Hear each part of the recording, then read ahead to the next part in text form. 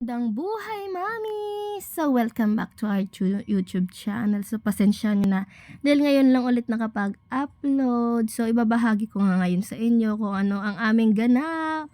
Second day of school na nga ito ng aking anak. At ayan, it's 5:30 pa lang ay gising na siya. So, makikita nyo dyan, kinakausap ko siya kung okay lang ba siya at excited siya sa kanyang second day of school. Kasi kahapon hindi ko siya na-videoha dahil sa sobrang excited ko, hindi ko na mahawakan yung cellphone ko. Kasi yung pag-aasikaso ko talaga hands-on talaga, hands-on, o 'di ba? So ayan, naglalakad na kami papuntang school at ayan po kanyang aura. Dala-dala ko din nga diyan si Cassie, yung bunso kong anak. Ayan, nakikita niyo diyan, o 'di ba? Complete uniform, tapos bit ng nanay yung bag, o 'di ba? Feel na feel ko today yung pagiging nanay na may estudyante na. Nakaka-excite na, kinakabahan kasi nga hindi ko pa naman na-experience, o 'di ba? Nung araw kasi nung kami bata pa nagki-kinder kami, hindi naman kami hinahatid nung nanay namin kasi malapit lang din yung school. Tsaka hinahayaan ng nanay namin yung teacher yung mag-ano talaga sa amin.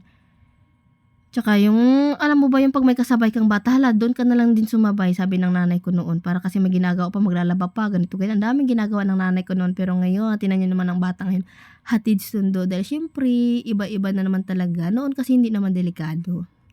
So ngayon nandito na kami sa school, makikita niyo diyan may teacher pa, shoutout sa teachers na maaga ding pumasok at ayan, natutuwa na nga ako dahil alam na yung papuntang room. Oh, ta's naglalaro-laro na yan siya diyan. 'Di ba? Nakakatuwa, guys. Alam mo ba yung feelings? Tapos ito pang anak ko 'tong, 'di ba, bunso na 'yan. Natutuwa siya dahil sa mga gulong na 'yan na bakit daw may mga kulay at maraming house nandito sa school. At ayaw niya talagang umuwi talaga, sa totoo lang. Natutuwa siya talaga diyan kasi iwan ko.